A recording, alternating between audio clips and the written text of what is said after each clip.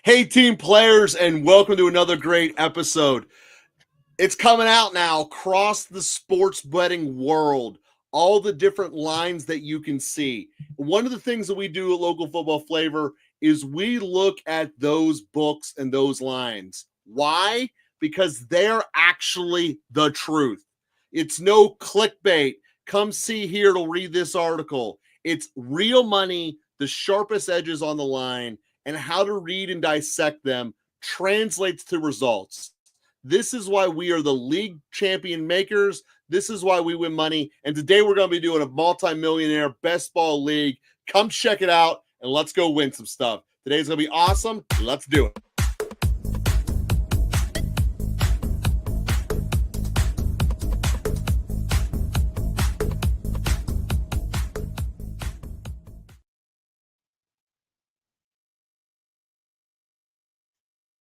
Can't hear you, Joe. On the screen. There you go, man. And so excited for this, man. You know, they start getting out these new answers as far as the lines and all that, as far as touchdown projections, where things are heading. This is when it starts getting real. You know, we're on the precipice. June starts next week. Memorial's over. We're getting real now. I mean, it's never not been real, but we are getting into the thick of the season where misinformation comes into play. We are also getting into the thick of the season where you are going to hear a lot of news that people are going to be very reactionary with. So when we think about injuries, when we think about people missing practices, it all begins to start with doom and gloom. We all start to believe, one little comment here, one little comment here.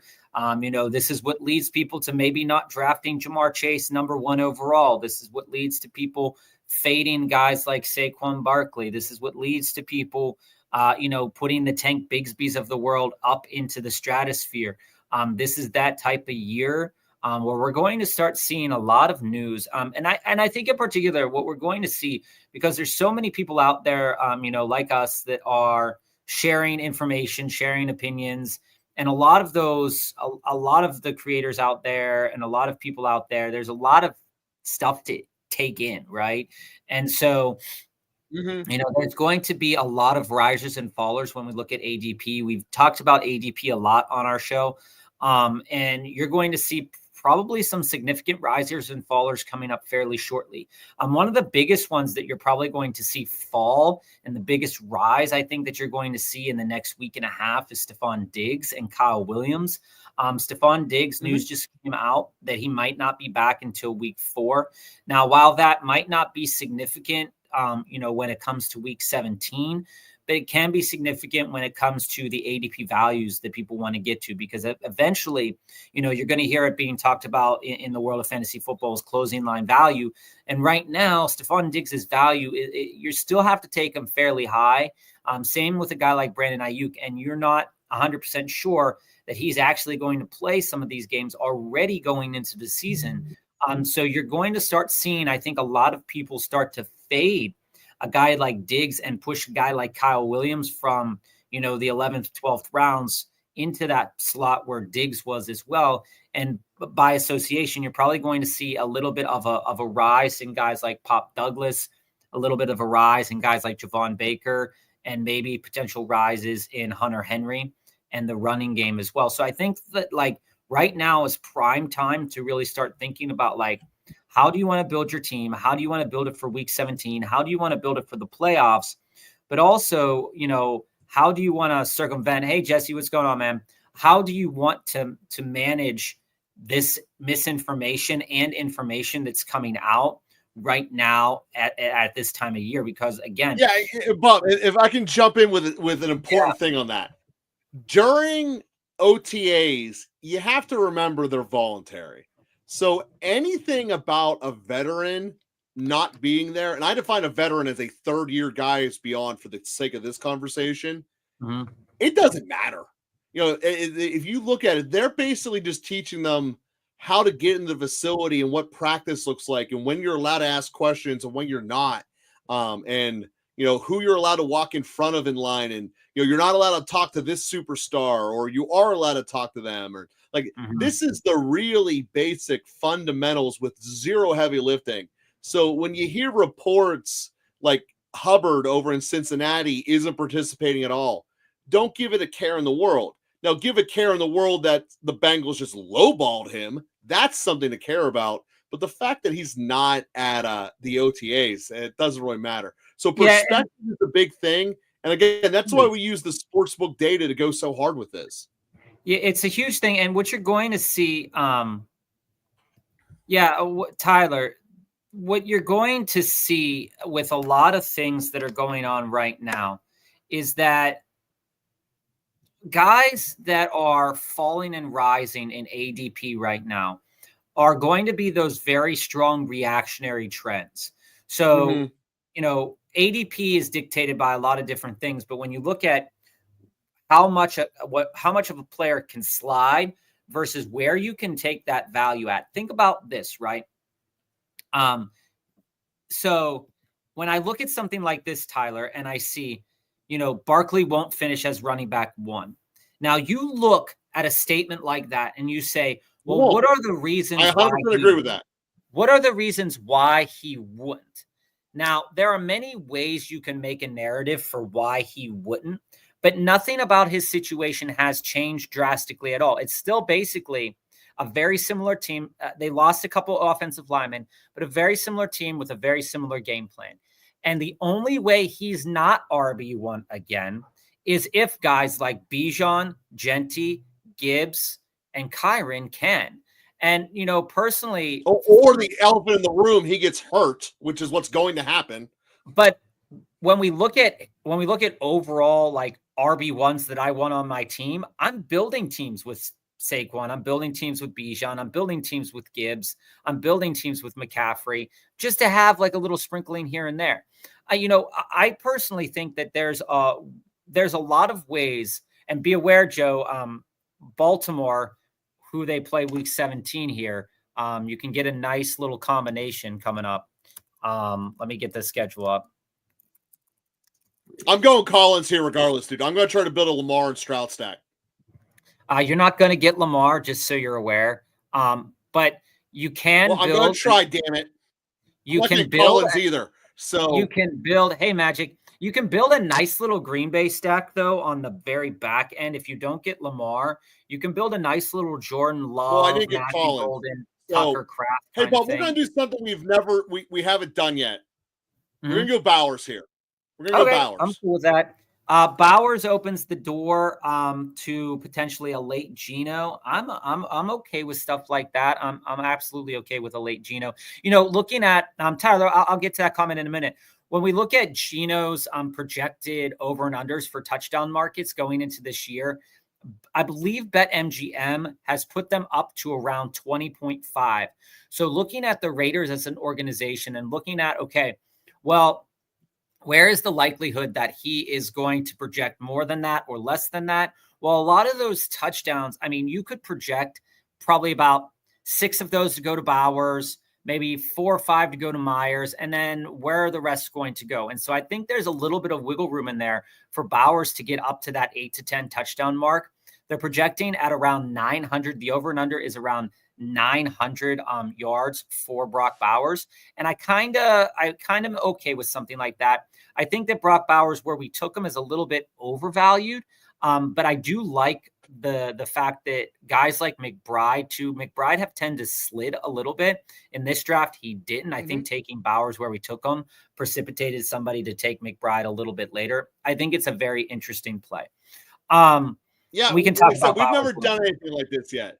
So you said, obviously we're hoping to have Lamar slide below his ADP a little considerably. Doesn't normally happen, but if it does, it does.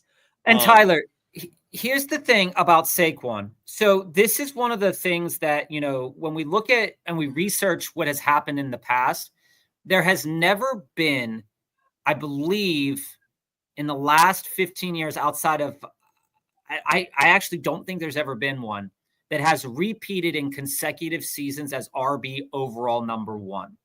Now, will Saquon still be an RB1? Absolutely, 1,000%. I believe that. What people, I think, are too trending towards is this idea that Saquon can't do it again. And this is what I'm trying to say, is that news like the history is there for that to not happen again. So there is history to back up that a guy like Saquon is not going to repeat as overall running back one. And going 3 running backs like that early tends to be kind of the death knell for best ball teams a little bit, because you're putting too much into that bucket. But when we look at Saquon just by himself, when we compare him to Bijan, Genti, and Gibbs, I like Barkley and Bijan a little bit more than I like Gibbs right now, because Montgomery is still there. And the only reason people might say that Barkley can't do it again is that, well, what if Jalen Hurts passes the ball more to A.J. Brown and Devonta Smith? What if?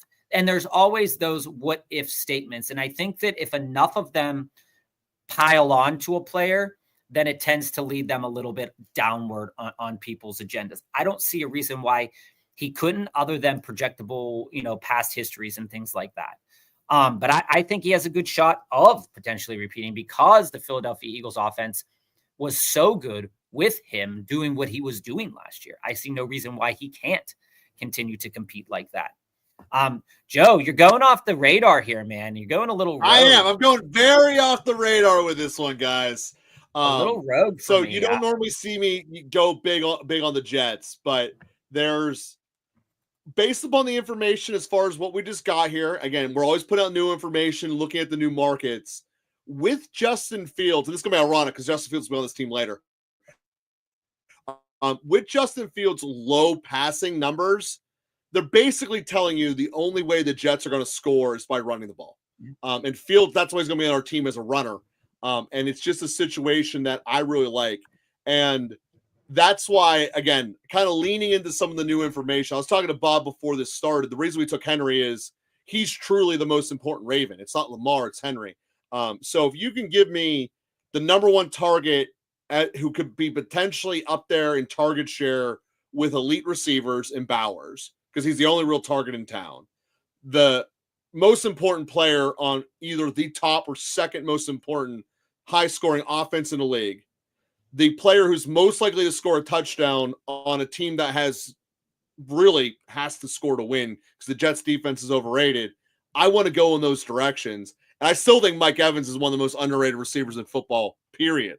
So, very different direction for this one so far, Bob, but I think the logic makes sense. Yeah, I want to touch on Magic's question here, but I do want to talk a little bit. I do want to talk a little bit about Mike Evans after I comment here on Magic's question. So Magic asks, do you see the target share between BTJ and Hunter being closer than people think? I have a lot of opinions about both of these guys. I just did a team. I was drafting in the 11th hole, and I got Nico and BTJ as my start. And that opens the door to a lot of possibilities. But I decided to go with a mega stack of Jacksonville. And by mega stack, it's a 1 to 3. So Trevor Lawrence, Hunter, BTJ, and Brenton Strange. And I was a little caught off guard at how easy that was to make in certain kind of compartments here.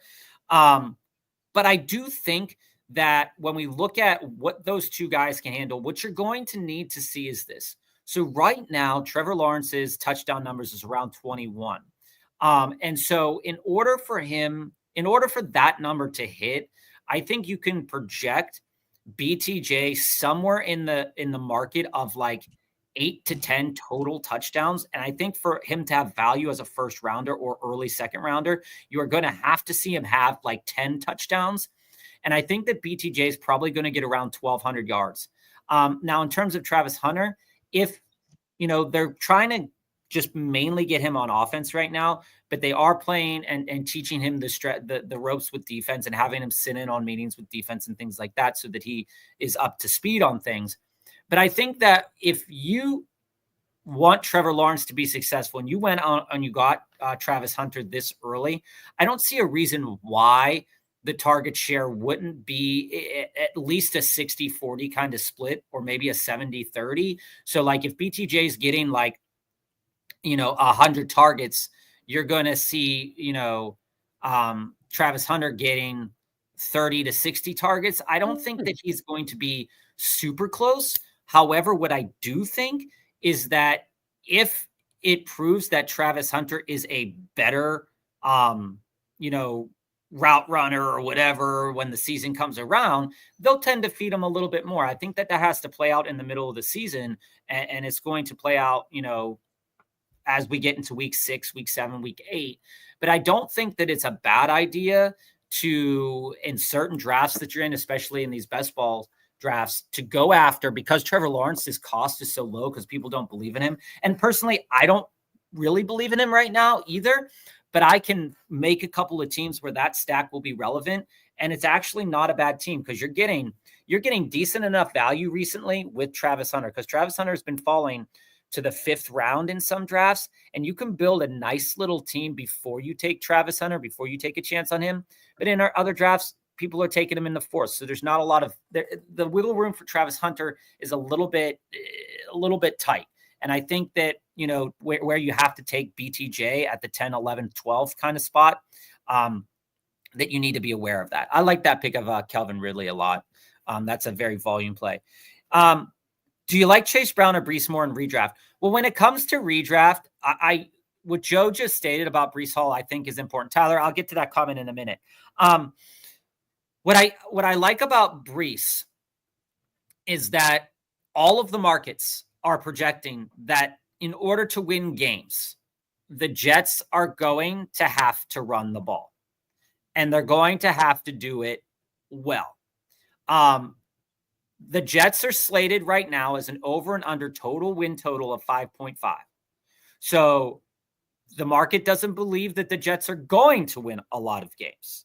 Okay.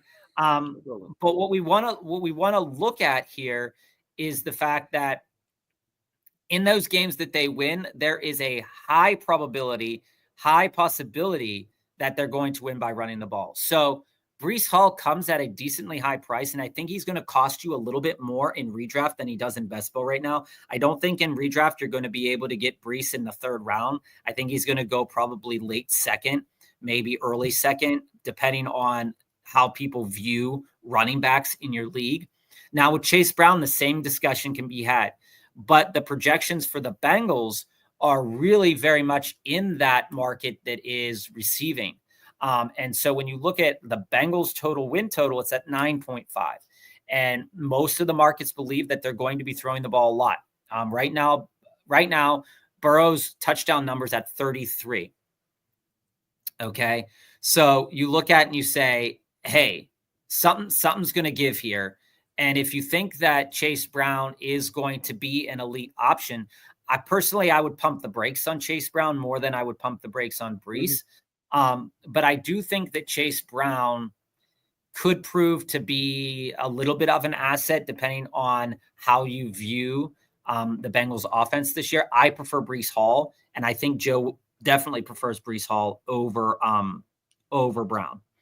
It's not even close. Like, Chase Brown is not a dude I want to have anything on. I don't think he's going to be the starter come October. Joe, are you going to put Baker on this team and Fields? Hell yeah, I'm going to be putting Baker on this team.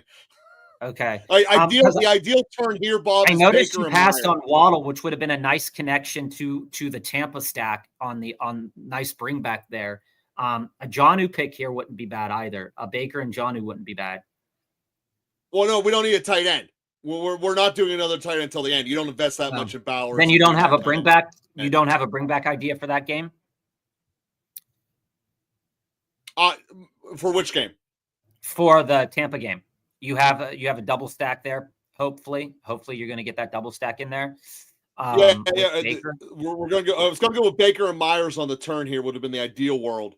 Okay, Bakers and Myers is fine if you can get Myers. Well, Myers just went. So we can take Beck. Receiver here. We can take Beck a little bit later. So queue up Beck a little bit later.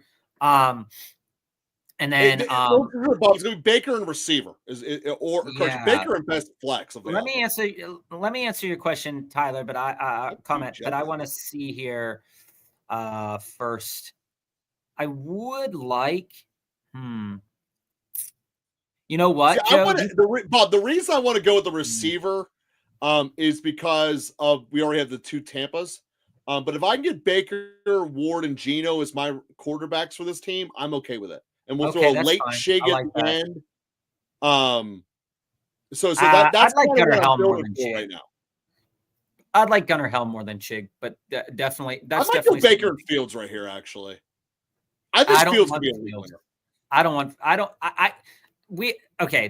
lines up to what we're talking about here, Tyler. But I do think though, with two receivers with on the same team, I think we do need a wide receiver at this point in time. If the value, so maybe we don't get Fields would be a luxury. Yeah, and I don't think you need him. If Fields, man, can we take a shot on Pittman here? It's around Pittman's ADP value, somewhere around here. He's at 103, I believe.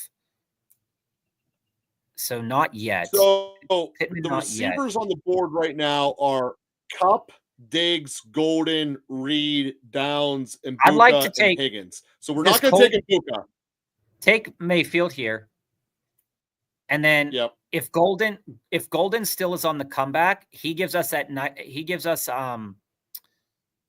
play against Henry. So either Golden or Reed gives us a play against Henry. You'd rather have Golden over Reed? Either one. I mean, honestly, I think that the way that they drafted Golden, I think that they hope that he can play more significant time. Reed just doesn't play enough. They take him off the field a lot. He just doesn't play enough to be an 8th round pick. But his production, it can be elite whenever he's on the field. But again, they've spent a lot of time. Gun your head going Golden, right? Yeah. I would go Golden here. It also gives us that week 5 bye. It builds us a little bit of a cushion in the wide receiver room. We got a lot of week 9 bye. I do think we need to look at that wide receiver room again in the next round. But we also need to look at the running back room too. So Tyler, each next round. So let me I have a lot of viewpoints on this, and I think that there's a lot of good things that we can take away from what Fields does. So we brought up at the beginning of the show that Fields' market as a fantasy football player is extremely unique, in that he has one of, if not the lowest projected passing total touchdowns in the market right now at 14.5. Passing touchdowns, 14.5. Then when you come over and you look at rushing touchdowns, so let's pull up rushing touchdowns for a minute. And you look at Fields, the market is right, or there's no Fields market yet on total rushing touchdowns. So what I think as this relates to Garrett Wilson, I do think that Garrett Wilson will be successful this year in terms of potential, where you're getting him at in comparison to last year. I think it's going to be a good value for you. I much rather would have Garrett Wilson as my 2 or 3 on a best ball team rather than my number 1. Now, the reason why is that this could always backfire, right? And Fields could do something, and it just every time they get to the red zone, it's a rushing touchdown. But like you said here, Tyler, in your second comment, hypothetically speaking, Garrett Wilson is the guy. So let me get that straight, right? When Justin Fields was with DJ Moore was his guy, and DJ Moore was the strict beneficiary of Justin Fields' inability to make. If you want Fields, now is the time. Do you want Fields? I think we need a wide receiver here. Well, I'm going to take a running back with the first pick and then a receiver on the second. That's fine. I got it. Okay. Fields was a luxury. He just didn't work into this build. I'm fine with that. Yeah. So back to what I was saying, Tyler, is that I do believe that Garrett Wilson is going to hit 1,000 yards this year, most likely. He's going to be the beneficiary of a passing game that, isn't very unique. Mason Taylor is probably going to do decently well in this offense as well. But again, in order for this to really be about in order for Fields, like if Fields is throwing 14.5 touchdowns, that tells me that the market believes that Garrett Wilson is probably around 6 to 8. And I think that when it comes to passing yards, Fields also has the lowest projected passing yards. Not saying that he can't surpass that, but simply saying that, when you look at that market, everybody believes that he can.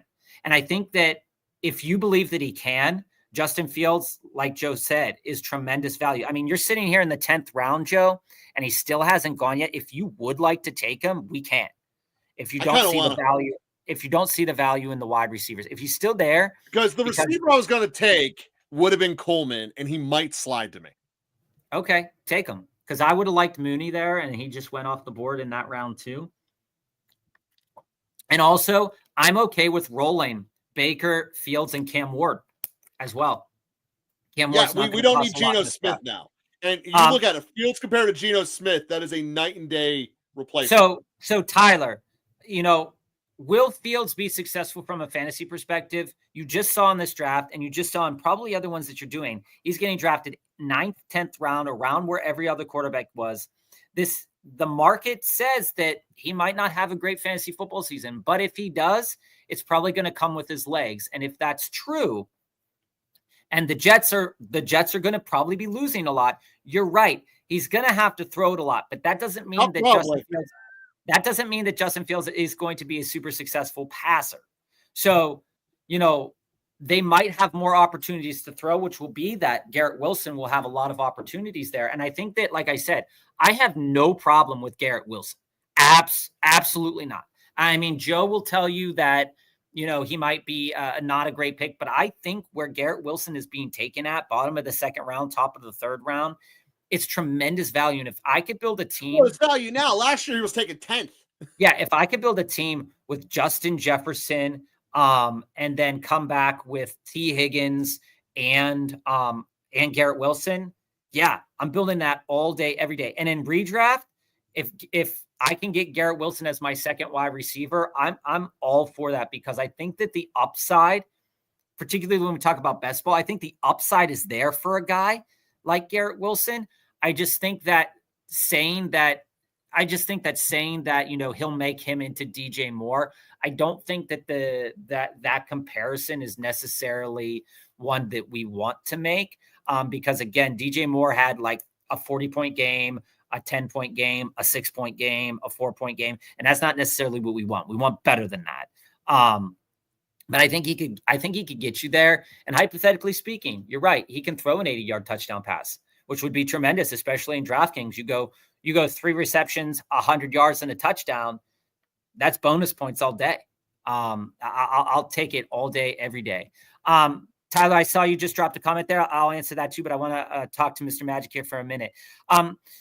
Bust all fade team in redraft. I only do redraft, and I want to get into best ball one of these days. So Magic, when it comes to busts and fades, there are a lot of guys so when it comes to best ball, I think a lot of guys are always on them. Like, there are only a couple. Hey, I'm about to draft a guy who was a bust and a fade candidate for you, by the way. It's Ramondre Stevenson, but sure is.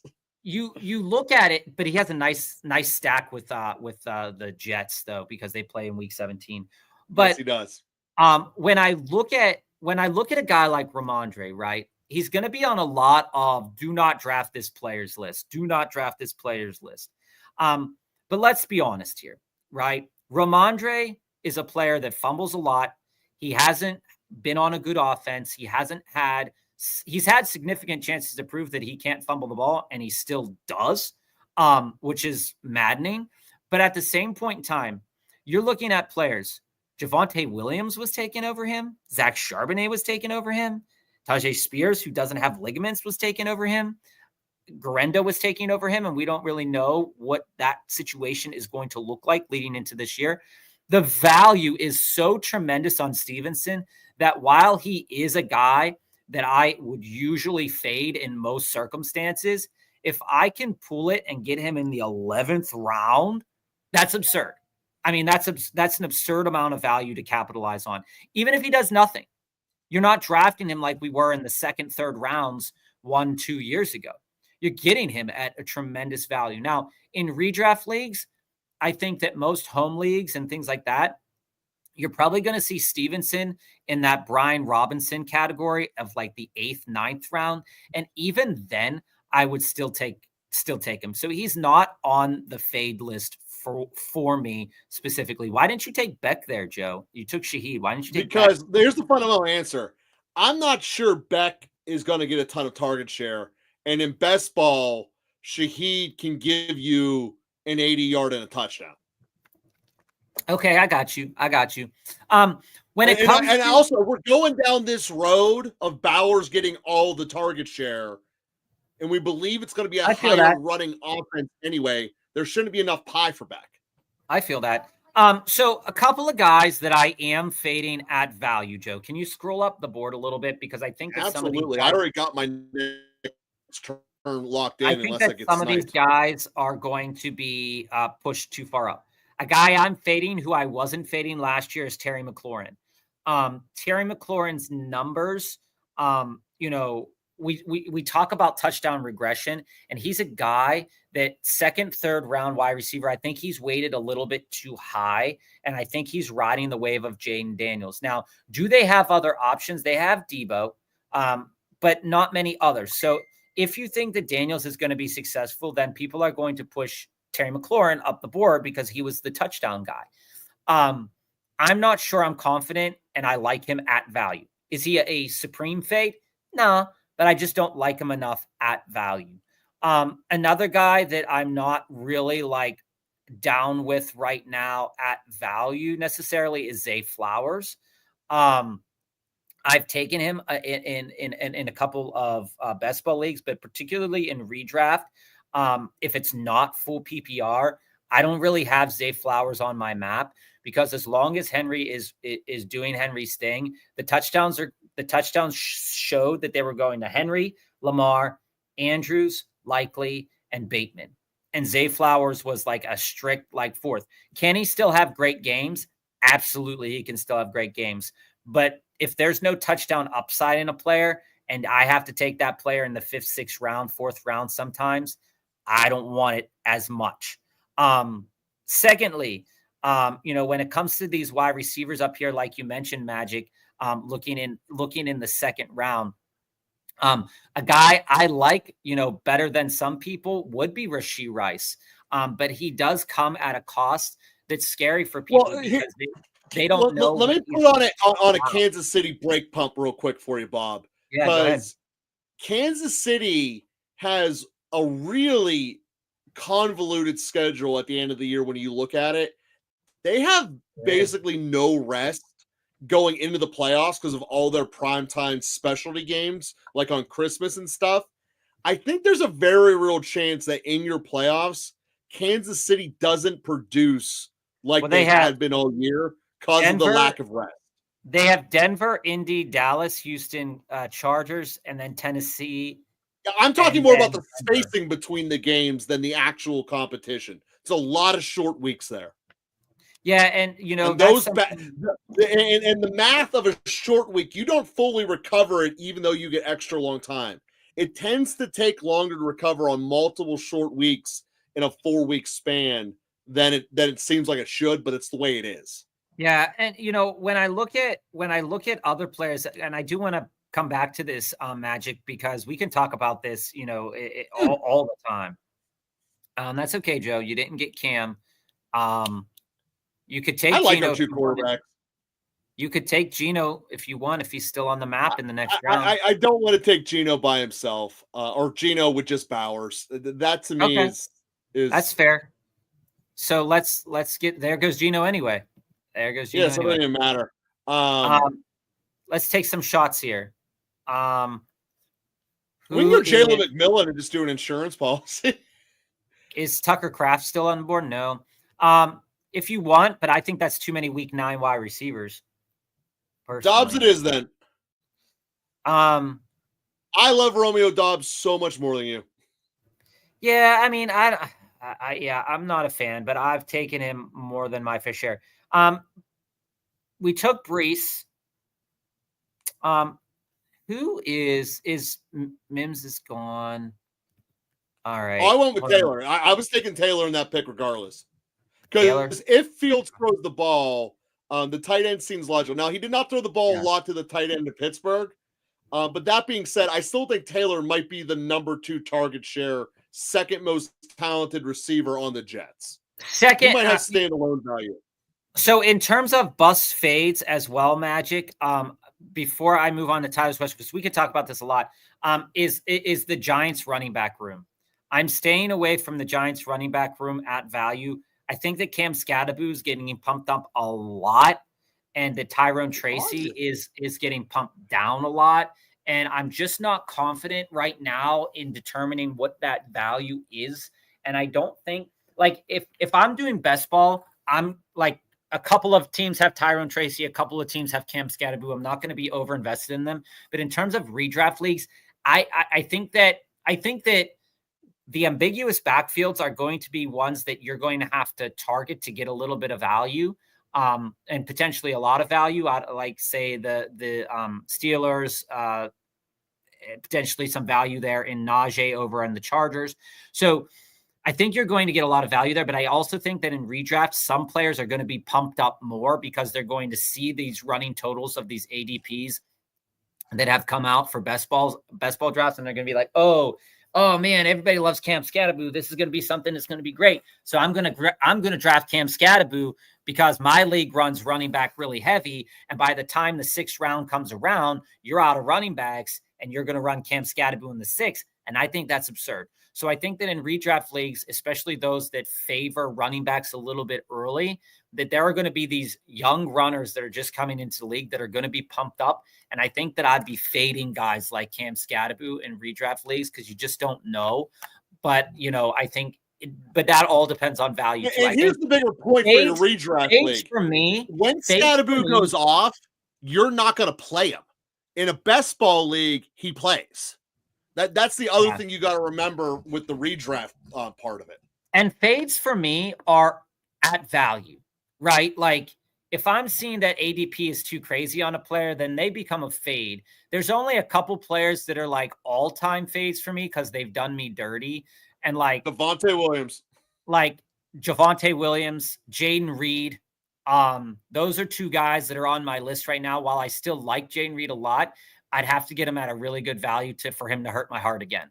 Because those zeros in the playoffs really hurt. Guys like Cooper Kupp, they're on my fade list because actually, there is a guy. Cooper Kupp is on the list. He is on the fade list because while I do think that he can be successful in Seattle, Seattle's weather is atrocious. And when we look at Seattle's weather, when we look at an injured player coming back from an injury, older player, and we're not sure what his role on the team is going to be yet, I think there's a lot of question marks there for me to want to take him at value. Let's say, in a redraft league, let's say he goes in the 6th round. If I were able to get him in the 8th round, I'd be much happier with that. But you just don't know until those ADP values come out yet for the redraft leagues to know what's going to go on there. Tyler, I'm just wondering about the Garrett Wilson impact. Like if Higgins is gone and it's between him and like JSN. Here's the thing, Tyler. When we look at players like Olave, London, JSN, Higgins, and Garrett Wilson, Olave is going to be drafted much later because his situation, he's on his 4th concussion. So you aren't going to have to draft Olave in the 2nd round this year. You are most likely going to get Olave at an extreme value because people are going to be scared of taking him. I'm talking right now in best ball, he's going 5th, 6th round. So in redraft leagues, you can see that maybe in the 4th and 5th round, people will start giving Olave a chance, maybe even later because they're scared of the injury and not willing to risk it. So Olave is not even in the conversation. And a guy like London is going to be gone way before Garrett Wilson. The reason London's going to be gone before Garrett Wilson is because people do believe that Atlanta is a better team offensively and defensively. So when you look at Atlanta, especially when you look at, let's just roll through their win total. They're at 7.5.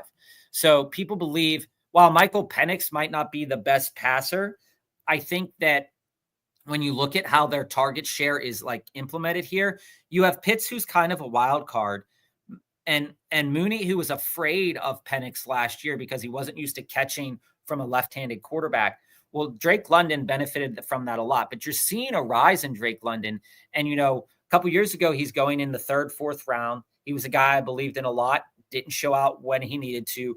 I faded him a little bit, bringing him back up now. And I'm comfortable taking Drake London. I think the schedule for them is okay when you can't take too much stock in the schedule right now, but Atlanta has the 4th best strength of schedule right now for offensive players. So we're not going to get into the meat and potatoes of that schedule specifically, but, just giving a couple names off Atlanta: Tampa, Minnesota, Carolina, Washington, San Francisco, Miami, New England, Buffalo. Those are all teams that if Atlanta wants to stay fairly competitive, they're going to have a decently balanced attack. And I think that Drake London could be over 100 yards 6-7 times this year. And I think that would be way worth it to take a guy like Drake London. And I think he's going higher than that. Hey, family, what's going on? And when I look at a guy like Garrett Wilson, if Higgins is gone, I'm taking Garrett Wilson over JSN. And the only reason I'm really doing that necessarily is because I think of the concentrated target share. When we look at Sam Darnold also concentrates the target share a decent amount, but the team is, I don't know how to say this necessarily, but I think that while Sam Darnold can be a really good quarterback from that perspective for JSN, and definitely JSN could hit like 10 total touchdowns this year, there's a conversation that can be made for that. Again, with the presence of Cooper Kupp, with the presence of Marquise Valdes-Scantling, they just drafted a rookie. They have 2 running backs similar to the Jets. Their offensive line, they're trying to get better. I'm not sure if JSN is the player that I would want to have over Garrett Wilson. I think you can actually get both, to be honest with you. I think that there's a conversation to be had. Joe, after you make this pick, can you scroll up? I don't know why you took Justice Hill there. I think that was a bad pick. I took Justice Hill, long story short, because I like his standalone value. But in everyone who went after him, he's going to outscore everyone who went after him. He was the best running back on the board, and he gave me a little bit of back end protection in case Henry goes down. But he gives 0 back end protection to Henry because he's not the 1B to Henry. That's not how there is no 1B to Henry, but he gives standalone. He's their 3rd down back. He's on the field 40% of the time. Can you go up, please? There's no other running back in this 15th rounder on after Algier that's on the field more than 40% of the time. Well, that's what I'm saying. You didn't have to take any of them. No, well, I wanted to round out my running back room, and he was the best but you didn't need to round. What I'm saying is you didn't need to round it out there. There are a couple of guys that you can round it out with that have the same value as these guys right here. Well, no, they don't. Well, my point is they don't. Hill's value, Hill is incredibly slept on. He gets so much time on the field being the 3rd down back. He just doesn't get credit for it. First of all, I'd never take him in a non-PPR, but I'm not disagreeing. I'm not disagreeing with that statement. What I'm saying is that I think that when you look at the way you constructed this team, centered on a narrative of Derrick Henry, that the idea of Justice Hill here, there is not really a game where Derrick Henry and Justice Hill's numbers correlate in any capacity to one another, I don't believe. So well, that's great, because if Henry has a bad day, then Hill will take off. But I disagree with that. I don't think that's correlation in that. But I don't think that's the case. I think when we look at a guy like Justice Hill, I think Justice Hill is perfectly fine to take at times. But what I'm more so saying is that when you look at the scope of the whole team, that you don't necessarily need to get your back end running backs from that bucket right there, because I think that bucket of players right there, that they're like Ollie Gordon, for example. I know he's a guy that we like, and he has a correlation to Tampa Bay in week 17. If that game hits off, I agree with you on that. But I'm saying, like, I've been trying to take a little bit more shots on guys round 19 and 20 that nobody's going to have on their team.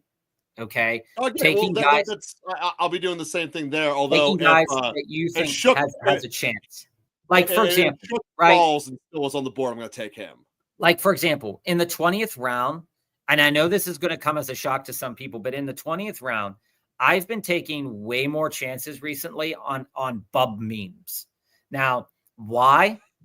Because nobody's drafting him. Okay, let me just get this straight. Do I think he's an amazing player? Not particularly. However, the situation in New Orleans is so bad in terms of like what their player capital is right now, in that if these injuries happen again, or if Olave is traded, that wide receiver room is like one of the most injured that last year, right? So taking a guy that could potentially build a rapport that nobody's going to take in the 20th round. Think about this. If he pops off week 17, guess what? You're the only one that has him. Right? So that's kind of the perspective to take when I'm looking at this back end of the round. Would I like Noah Gray? No, because I want to take a chance on a guy that maybe nobody else has, because Noah Gray has the reason I took Noah Gray is a lack of confidence in Mason, which is not how you're supposed to draft. That's a mistake. No yeah, but I think if you're going to do that, I think it would be smarter to go with a guy like Harold Fannin, who was just drafted and who has proven in college that he is the yards after catch guy, and that's what Cleveland wants. No, so, like, but I took him as the stack with Fields and the Jets stack we were doing. Well, no. I'm saying Mason Taylor was a good pick. That I'm saying Noah Gray wasn't. That's what I'm saying. Gray was picked because of insecurity. Yeah, you have a lot of insecurity. I got a little mini bub mean stack in 17 or in 19 and 20 for you. All right, I like that. So Tyler, to get back to your question, we'll scroll back up the board so you can see this. You can build a team with Garrett Wilson and Jason. Don't think you're going to have to choose between them for most of the circumstances. I think you can build a team that is going to have both. And I think that your team will be very strong if you build both. Magic. Yeah, we talked about this in terms of the second round. The wide receivers there, it's a little shady. I tend to like the running backs a little bit in the second round. Your Buckies, your JTs, your Devin Achans, more so than some of the wide receivers in that same market. Anyone that I'm very high on that has favorable matchups all year. All right. So, we look at all of them. I know that on paper that Cincinnati is playing a ton of hard defenses, but the reason it's all of Cincinnati's matchups are favorable is because their defense sucks. Cincinnati has to score 40 every game to be competitive. Now, the risk to this is when people realize they can't stop the run. So I can sit on the ball and just milk the clock from the jump. That is the biggest vulnerability to the Cincinnati builds. But if you look at overall schedules, Arizona plays a lot of weak defenses. Yeah. I see that as being like, we can take a look at this a little bit more in depth, next time we go on. But just as a who I'm targeting, I really do like the Rams.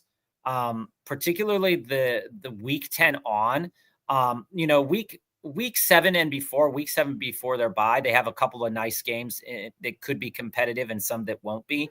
But when we look at the back half of the year, starting in week 9, starting in week 9, we have the Saints, the Niners, Seattle, Tampa, Carolina, Arizona, Detroit, Seattle, Atlanta. I think that there's going to be a decent amount of competitive matchups there. And I really like Devontae Adams at his value you could get him in the third round in some drafts. Sometimes he goes in the second round. I love Puka at his value as well. I think that that's going to be super favorable when we look at this season. When we look at teams that are playing New Orleans, for example, I'm just going to read you New Orleans' schedule. And I'm pretty sure you can just slot in a bunch of guys from that team onto your team if you build it the right way. We got Arizona, San Francisco, Seattle, Buffalo, Giants, New England, Chicago, Tampa, Rams, Carolina, Atlanta, Miami, Tampa, Carolina, Jets, Tennessee. You look at the NFC South, for example. I think that those games are always fairly competitive in some respects, but I am targeting Atlanta a decent amount. I think I like Atlanta's schedule in terms of competitive mindset. I also like the fact that they play in a dome, and towards the back half of the year, especially week 17 and week 14, where they could have potentially had a super bad weather game in Seattle in week 14, that's at home. So I like that a lot. You can't go wrong with Buffalo, but what you can go wrong with Buffalo is picking the wrong wide receiver. It's really hard in redraft. In best ball, it's better to kind of just hit and hope a little bit on Josh Palmer, Elijah Moore, Keon Coleman, Dalton Kincaid, Shakir, maybe even a Curtis Samuel here and there, maybe a Ty Johnson. But when you really have to get it right, I don't think in redrafts that Khalil Shakir is going to be as high as he is in best ball. Joe, go back up to the top of the board just so we can take a look at some groupings. I really, really like, and this is going to come back to kill me, I think, but I really, really like Ken Walker this year. You guys, I'm growing on the Ken Walker love. You guys know, get into this. They don't have a true downfield threat. They have a bunch of possession receivers, and they have a coach who likes running the ball. They just brought in a quarterback who's really good at play action. To me, it screams they're going to run the ball a lot. And there was a moment where I thought Charbonnet was going to be on this roster. He got sniped like 2 picks before us. The thing that would scare me away. He didn't get sniped, boy. Yeah. Well, the thing that scared, whatever. The thing that would scare me away from Walker is his health. I really like Charbonnet in the running back 2 department.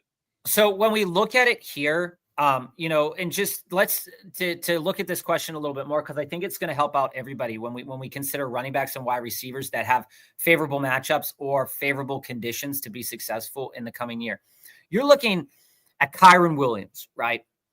Kyren Williams, there was an article that just came out from Rotoballer or Fantasy Pros that put Kyren Williams on like a fade list. And so you saw a lot of people reading that article, and now you see Kyren down here in the 4th. Mm-hmm. Kyren shouldn't be going in the 4th round. That's a good value right there. Kyren should be going, and that's who I thought you were going to go with, Joe. I didn't think you were going Brees there. I thought you were going to go Kyren, so it did throw me off a little bit. Gotcha. But when I look at Kyren, we talked about Kyren a lot last year in terms of redraft. There was a point in time like week 2, week 3, where we're like, he's very volume, and how will Blake Corum kick in? And that just didn't happen that year. But if I can get a guy like Kyren in the 3rd or 4th, now in redraft, he's still going to be drafted probably top half of the 3rd round, and you're probably not going to have a chance to get him this low.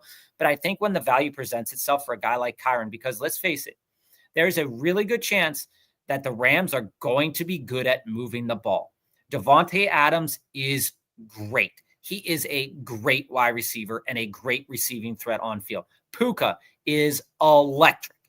And you're telling me that I can get the guy that's the hammer in the 4th round, where while he's an inefficient player, probably between the 20s, when he gets to the red zone, he's getting in the end zone. So when I look at it and I say a value like that is going to be tremendous, I'm really high if I get him at the right price. So Magic, let me hit you with someone I'm really low on, who you guys were asked about fades before, and I wasn't able to dive into this. I am really, really believing that Tet is incredibly overrated at a 6th round pick, let alone in the 4th or 5th. We're talking about an offense that is going to be one of the lowest scoring offenses in the league. He's only really effective catching the ball in the end zone because he has no breakaway speed whatsoever. He's college tall, but he's not NFL tall. I see it being a disaster. I don't see Tech getting more than 50 catches. And seeing him going in the 4th round consistently is a bust each and every time I see it. Here's the thing. And the markets, the markets that have just come out, it's interesting that you say that, Joe, because when we look at total receiving yards and we look at players in that same category, right? There are 2 lines here.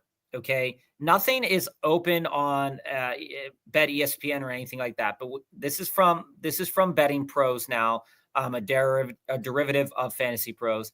And what we're looking at is a consensus for Tet around 812, which is touchdowns. not, no, 812 yards, 812 yards, Yeah. which is not too far off from Jameson Williams, a guy that I like a lot. But the other side of the coin here is that the open line right now, which isn't, it's not in any market right now, it's around 750. And I would want to see before I start taking a look at Tet more exclusively, I would want to see that number climb up fairly significantly in order to want to take him in the 4th round where he has to be taken. It's got to be north of 900. If I get him, 4th round pick. If I get Tet as a 5th round pick and he's my 3rd wide receiver, hey Jamie, what's going on? And I get him as my 1st wide receiver or my 3rd wide receiver, I'm over the moon with something like that. But if I have him there sitting at my 2nd wide receiver, I'm not too much of a fan of that. A guy that I'm high on, 4th round. A guy that I'm low on is Cam Sutton, or not Cam Sutton, Cortland Sutton. A guy that I am high on is DJ Moore at cost. I do know we talked a lot about Caleb Williams last year, and Caleb Williams, didn't have the best rookie year of a quarterback. But I do think that having Ben Johnson, the weather can be a little bit rough in Chicago at times, but I do believe in DJ Moore. I was confident taking DJ Moore up in the 3rd round. I am very confident taking DJ Moore in the 4th round. I give you that. If it's a redraft league and I have to take him in the 3rd round, I'm okay. I would rather have DJ Moore over Terry McLaurin. I know that sounds weird for many people to think about that, but I would rather have him there. So, those are just a couple pockets of people. And I'm very high on Calvin Ridley at cost. I've convinced Joe of this, but like when you talk about target share and you talk about a young quarterback leaning on a veteran, Cam Ward is not going to airmail things the way that the quarterbacks down there and Will Levis did so often last year. And Calvin Ridley, he's categorically better than Will Levis. If you guys remember, there was a game where Calvin Ridley was targeted like 15 times, but like 13 of them were all air balls. Oh, if he gets that target share again, that's tremendous. And at value, I would rather have Ridley over Jennings, over Pickens, over Metcalf, over Sutton, and over Zay Flowers. I think that 6th round of wide receivers is so dangerous. When you're looking at this specific 6th round of wide receivers, it's so dangerous. And you're also seeing Xavier Worthy fall. We were talking about Xavier Worthy as a guy that we are comfortable in the 3rd taking.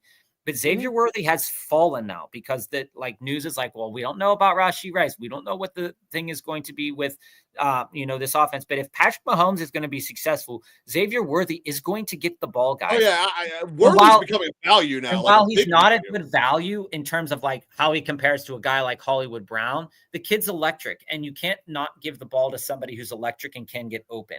Would I rather have? Would I rather have a chance? Now, I know everything I said about the end of the year of Kansas City still holds true, but Worthy sophomore jump, is there a chance he becomes Tyreek this year? No, I don't think that happens. Jamie, I just saw your question. We'll get to that. I don't see that happening this year, Joe.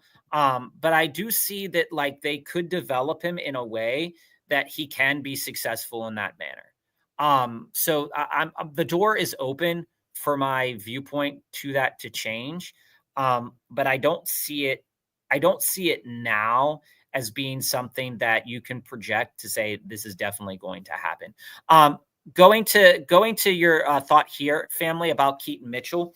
I think that Keaton Mitchell, Rasheen Ali, all those guys, the whole backfield of the Ravens is interesting because Derrick Henry is the alpha and the omega. Okay.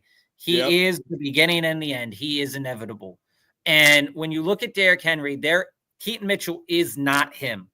And Justice Hill is not Mitchell probably isn't making that team. And tell you what you think. And Rasheen Ali is not him. And I think that when I look at if I'd rather have Justice Hill or Keaton Mitchell, like I said to Joe, I think that I'm willing to take chances on both of those guys in best ball. Maybe not putting them on the same team as Derrick Henry, as Joe did here. But I think that I'm willing to take a better chance on them.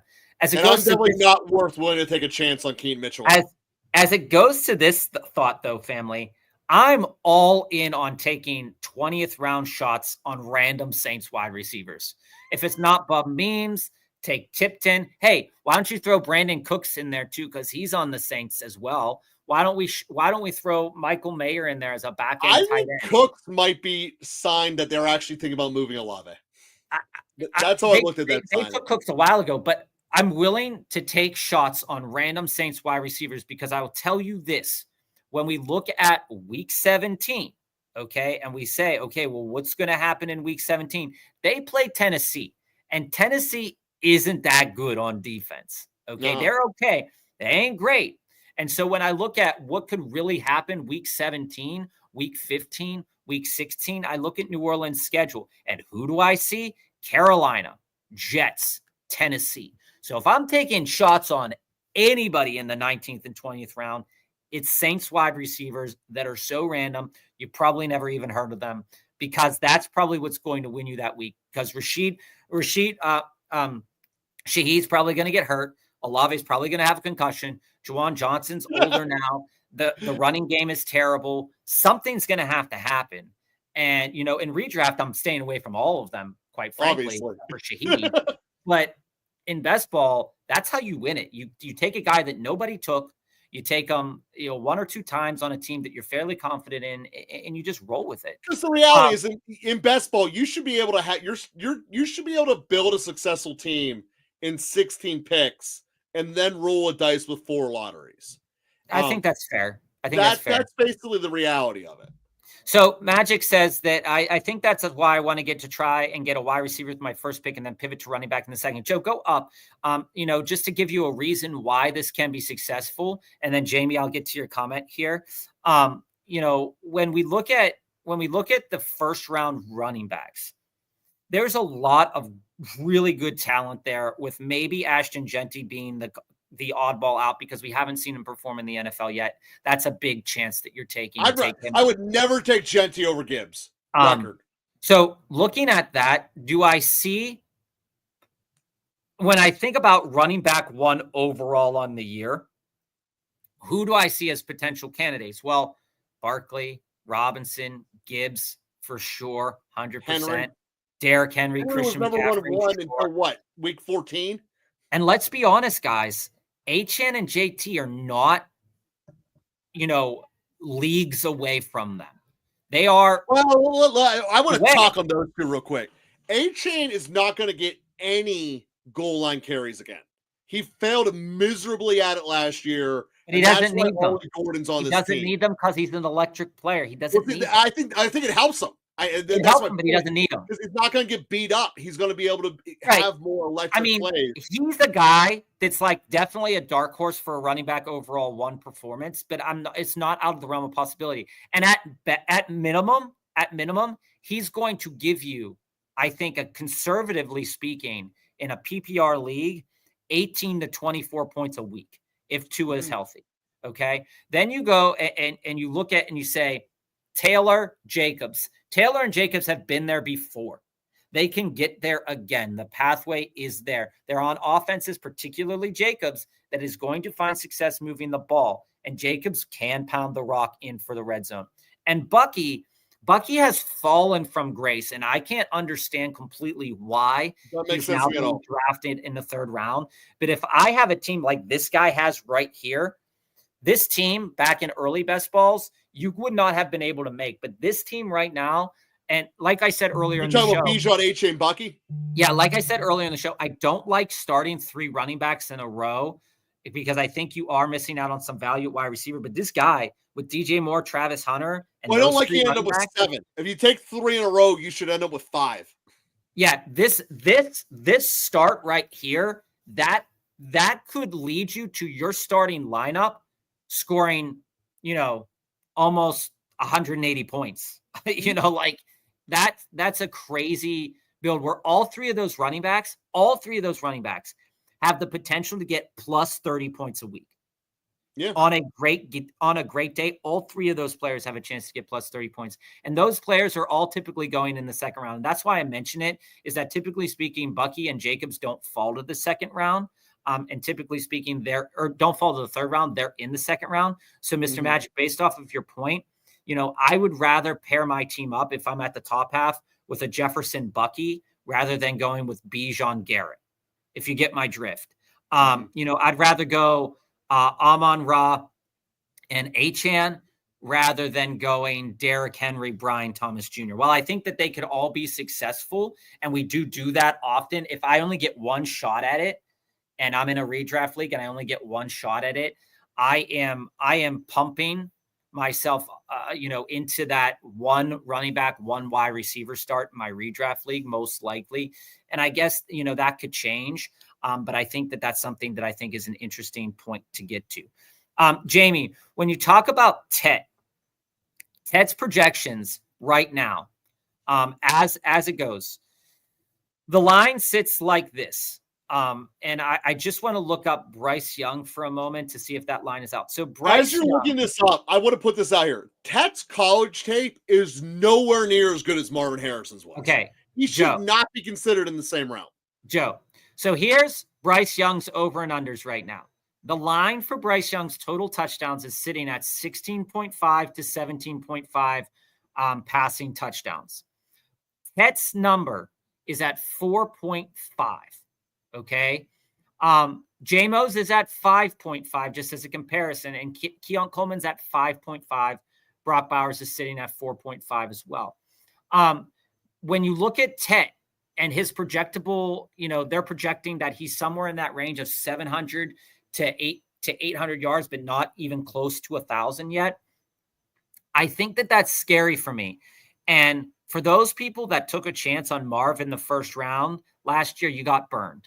And Marv's value now is right where it needs to be. And I think that Ted's value isn't far. Like I said to Joe, I think taking him in the fourth round is a little bit scary. If you went with the build that took Ted this time, and it's wide receiver, and here's your second wide receiver, I think Ted is a more comfortable piece if I have a build like Jamar, JT, Marvin Harrison, and then Ted. I think that I'm a little bit more comfortable with Ted at that position.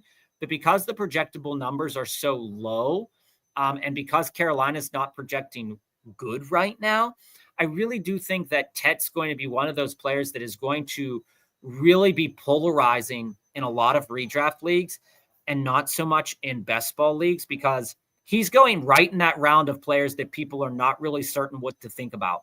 J-Mo, Mike Evans, DJ Moore, Xavier Worthy, Devonta Smith, and Ted.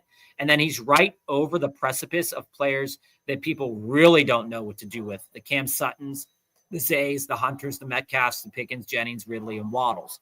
So I think that his value is fine where it's at. But if I'm doing a redraft league, I think that I don't want Ted on my team in a redraft league, but I do not mind him in a best ball league. And back to Worthy, Joe, if Rice gets suspended, or if we hear news that Rice is going to get suspended, you're going to see an ADP jump from Worthy. You are. Very significantly. Well, Tyler, to that point, it wasn't necessarily about, if you remember Tyreek in his first year, he wasn't a volume guy. He was the 40 catches, 1,200 yards. It was something crazy like that. My numbers are a little bit off there, but you get the core concept. He averaged like 20 yards a catch, and all he was doing was deep balls to open up the underneath for Kelsey. That's all. He was never the possession guy in his early part there. Okay, and so that's what I'm saying, that they can use Worthy in that role. Rookie season, 61 receptions, 593 yards, 6 touchdowns. Second season, 75 receptions, 1,100 yards, 7 touchdowns. Tyreek. Yeah. 2018, his third season, 87 receptions, 12 touchdowns, 1,400 yards. Then he got hurt, and then he was back 2020. The second year's the year I'm talking about. Yeah, but now he's over 100. And so I do think that, like, when you look at a guy like Worthy and you think about where his value could be and where his value was at. And I mean, again, people are buoyed by the playoff performances, but you're not that far behind in saying what you're saying, Joe, because 59 receptions, 98 targets, 638 yards, 6 touchdowns. And those great games started coming as he started getting used to the offense, right? You see against Cleveland and Houston at the back half of the season, he had 11 targets, and then 9 targets, and then didn't play the last game of the year. The targets went up almost significantly as the season went on, and so too did the yardage amounts because he was getting more looks. And then you see him perform in the playoffs when Travis Kelce was basically like a lame duck. Performed well against Buffalo. Why did he retire, by the way? And I don't think that you can put it into a conversation to say that Worthy in the 4th round, like, who would I rather have? 4th round is value. Don't get me wrong. I was debating him over Mike Evans. I just think Mike Evans is getting incredibly slept on. Mike Evans should never drop to the 4th round. I don't like him as my wide receiver 1, but in a build that has Baker, I'm okay with it.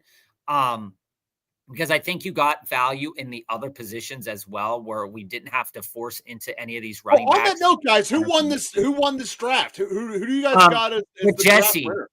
Jesse, in redraft, Worthy or MHJ? Again, this goes back to the same thought that I had about JSN and Wilson.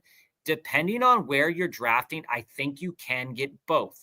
Because I would take Worthy first. In redraft leagues, I do believe that people tend to a little bit lean a little bit more, at least in my redraft leagues and my home leagues, a little bit more into running backs a little bit more earlier because they're a little bit more, people feel they're a little bit more stable, even though they're not really. But I do think that Worthy and MHJ can be on your team. And in redraft, I actually would take MHJ a little bit more. But I like both. I'm willing to take.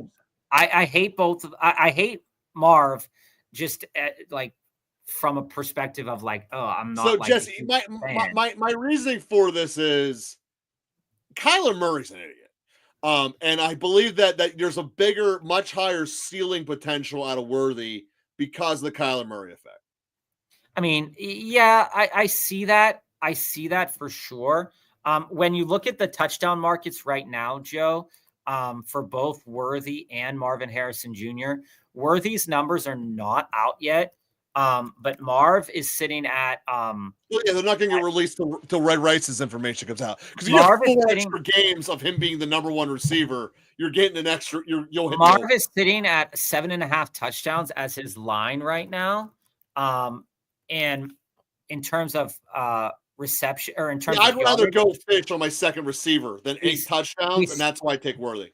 He's sitting around 900 yards, so I don't necessarily see these projections for Worthy being so far off of Marvin Harrison. I think that they're probably going to come out with Worthy's line, depending on Rice, somewhere around 6.5, I think would be fair in the touchdown market, because that's like right around where he was last year. Do I see a major leap as long as Hollywood Brown is healthy? Probably not.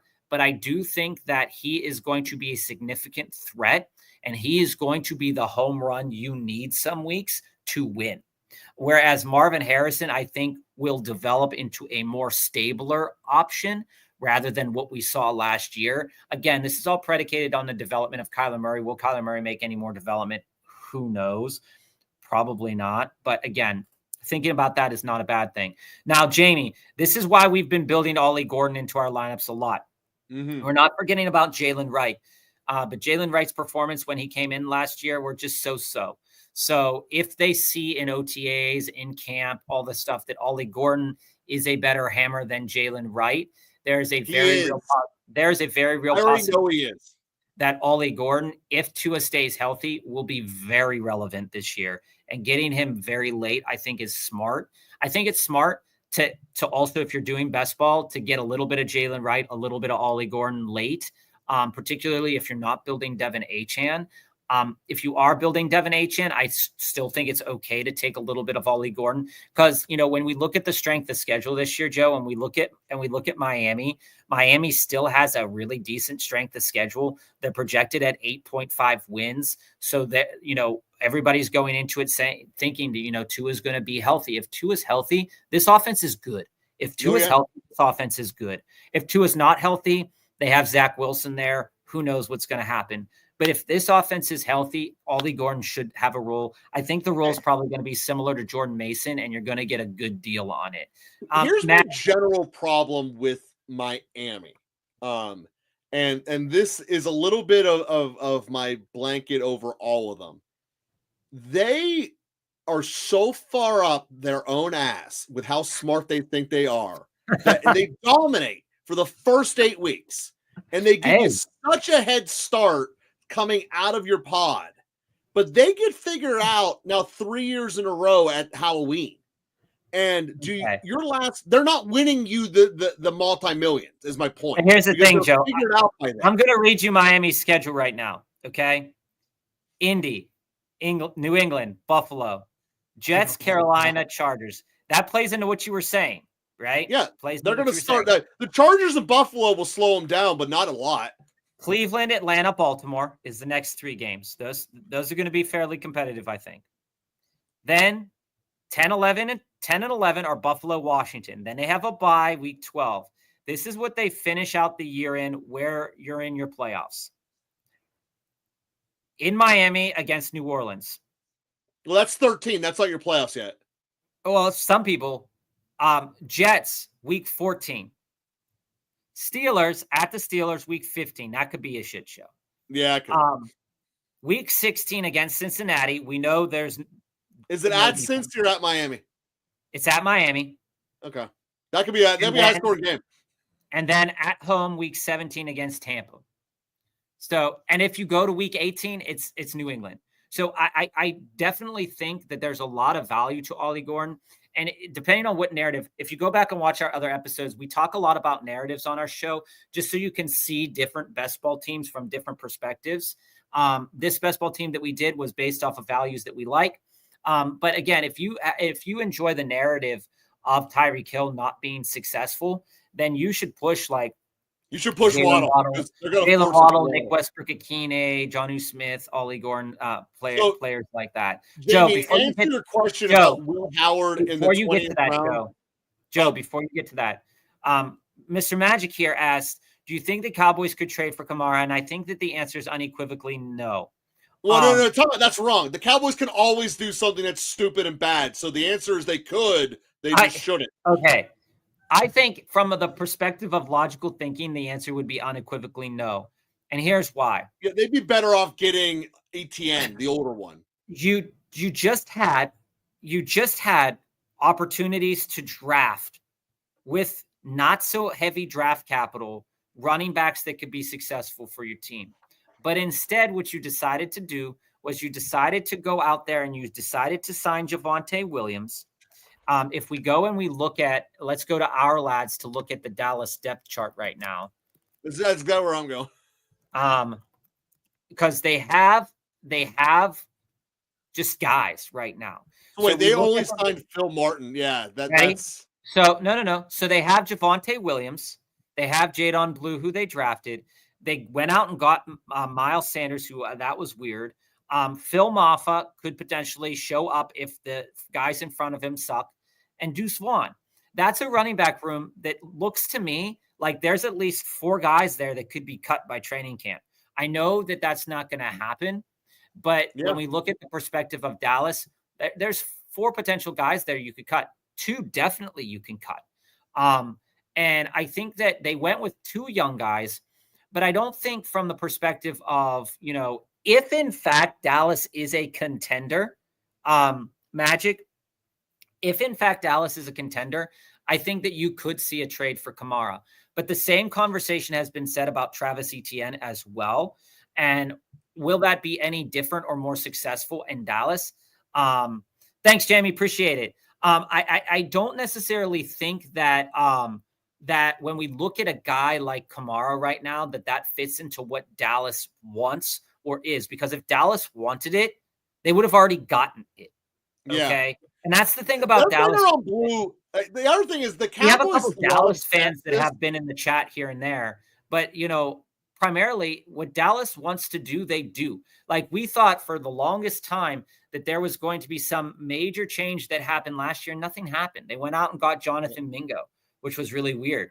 And then, this offseason, all the chatter was about maybe potentially getting Pickens, and then that settled down. And then we said, yeah, they're going to go out and get Pickens. And what did? They went out and got Pickens. Unless you're hearing significant chatter from like Dallas beat writers that they're going to sign another running back. Dallas doesn't keep anything secret ever. I don't.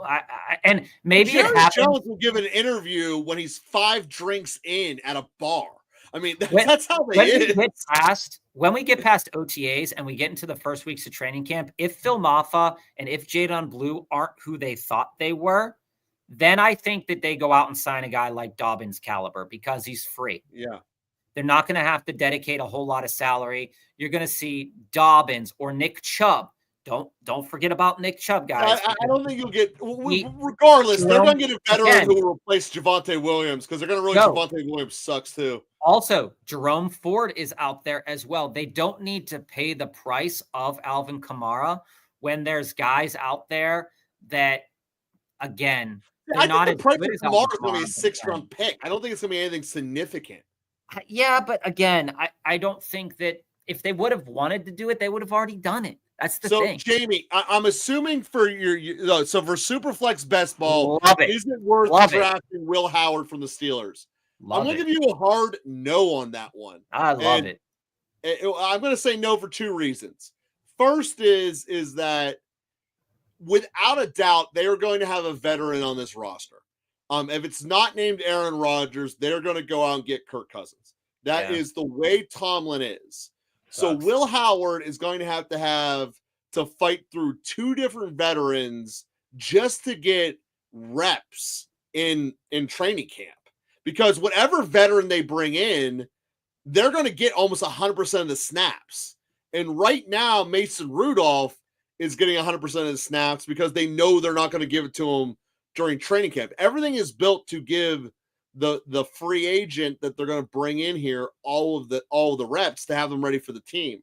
So I don't see a scenario where Will Howard ever even gets onto the field. I would go with Rudolph if you want to go with a Steelers dark horse because Rudolph will play. I mean, Rudolph might even play at the end of the year. I mean, the Baltimore Ravens destroy the Steelers quarterback. And here's what I will say, Joe. This is why I like Will Howard. The reason I like Will Howard isn't because Will Howard is an exceptional quarterback talent. The reason I like Will Howard in best ball leagues is because not many people are taking him. And it's the same discussion. Who cares? He's never gonna crack your lineup in best ball. But here's the thing. In a super flex best ball league, there is a possibility where a Steelers quarterback like Mason Rudolph, Jamie, or like Will Howard. Well, it's super flex if you're drafting like 8 of them. Yeah, I guess. Will be able to beat it out. In a regular best ball, probably not. But I've seen people taking chances on Will Howard when Tyler Shook goes away, if they took Josh Allen. And I think that, if you're coming at it from that perspective, that's fine. Keeping in mind, though, when we look at the Steelers' schedule, the Steelers face Cleveland week 17 at Cleveland and week 16 at Detroit. So if you're looking for a good low-scoring Steeler games, if you're looking for a good stack, Jamie, of potential, like thinking of later, and Superflex is one of those things where if Will Howard sits there and shows up, and this is the thing too, the Steelers are never really out of it, but if the Steelers are out of it by week 17 against Cleveland and they want to put Will Howard and give him a shot, Will Howard could be successful against Cleveland. He could be successful against Detroit. And that's why I'm not saying no to Will Howard in the 20th round, especially here on DraftKings, if I'm doing like a super flex best ball. But quite frankly, I don't think Will Howard gets to the 20th round on a super flex best ball in a 12-team league.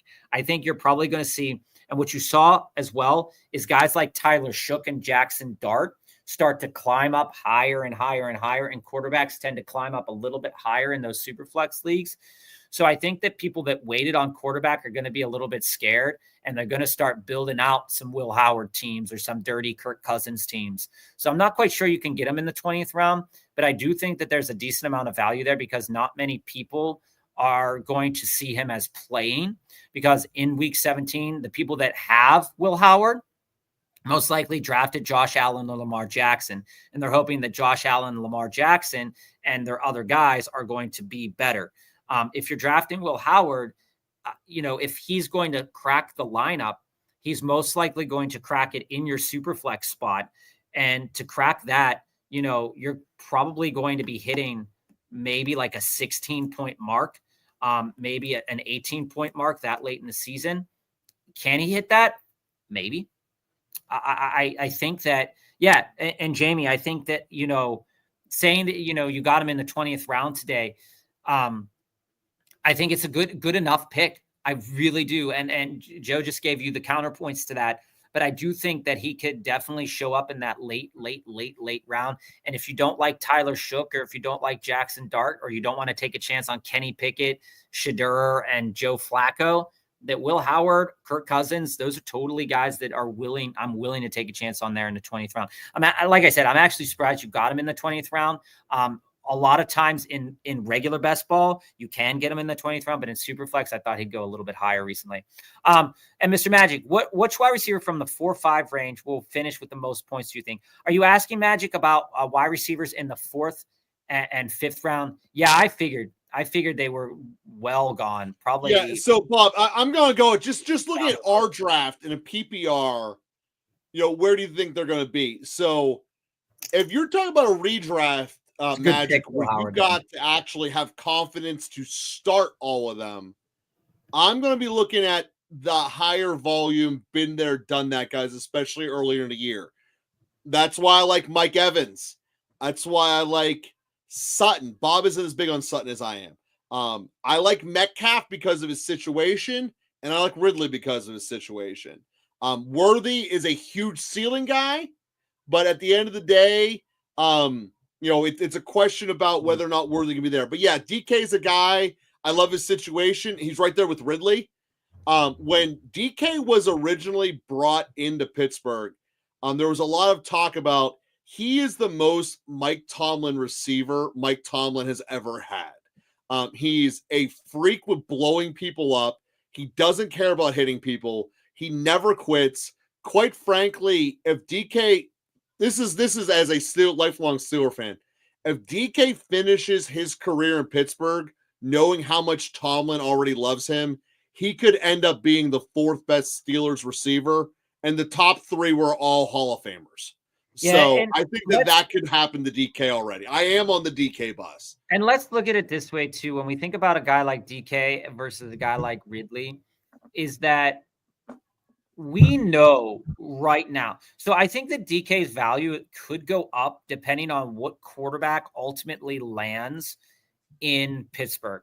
So if we go the Will Howard route, if we stay with Mason Rudolph, if the Steelers go with Rodgers or with Kirk Cousins, I think you're going to see a moderate rise in DK Metcalf and people being a little bit more comfortable taking DK Metcalf over a guy like Devonta Smith, to be honest with you. I think he rises up into like the 4th round, but a guy like Ridley, I think, is so much more valuable here. And for a couple of reasons, right? Is that Ridley is sitting there with a young quarterback and with an offense that has a severe lack of weapons. Everybody knows that. They also play in a division where the defenses are not generationally stellar. And so you look at it and you say, okay, well, the defenses in the AFC North, it's going to be a little bit more physical. So if the Steelers want to get back to their identity of running the ball as they could, and DK is a tremendous blocker, what will that look like in terms of targets, right? So if the Steelers are running the ball, let's say 23 times a game, and only passing the ball 24 times a game, and let's say 4 or 5 of those targets go to Pat Freiermuth, 3 go to Calvin Austin, 3 go to Roman Wilson, then you get the rest there for DK.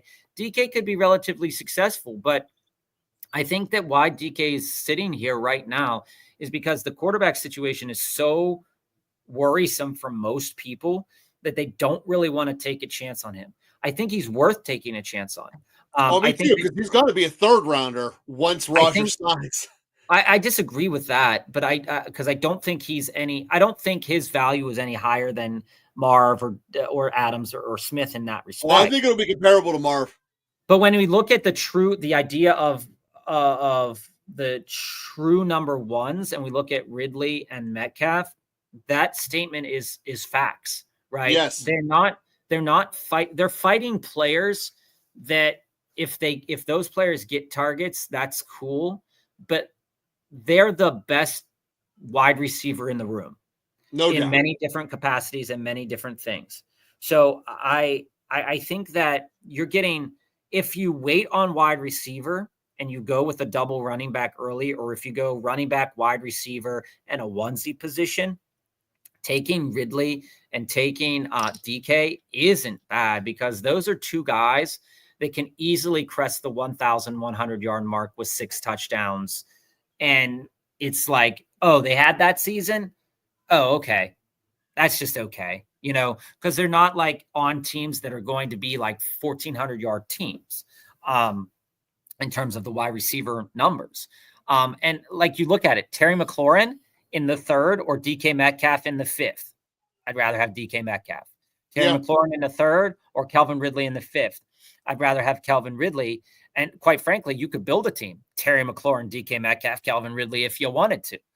I think that there's a lot of things that we can look at over the next couple of weeks to see, those markets. And let's be honest, Joe, Ridley, the value, you're right. And this is something to be like super clear about, is we talked about this, Magic, a couple of weeks ago. There's cliffs, and there's cliffs for each position. But what happens with the wide receivers, and you're going to notice it from this board specifically, the wide receiver drop-off comes in stages. There's rows and rows and rows and rows and rows and rows and rows and rows of wide receivers, and it drops off a little bit at a time until until the volume is kind of really hard to figure out for some people, right? So take an example right after Rome Odunze. Joe, go down. Who was the wide receiver drafted right after Rome Odunze? Okay, this is what I'm saying. Look at those guys. Olave, Myers, Shakir, Ayuk, Diggs. All Olave, Ayuk, and Olave, Diggs. but the rest of them, no. All hurt. But right? your point's very well made. So guys, we love being with you here. We'll be with you again Monday and Wednesday of next week. And 3:45 Eastern. 3:45 Eastern. Thanks everybody for joining. Appreciate it.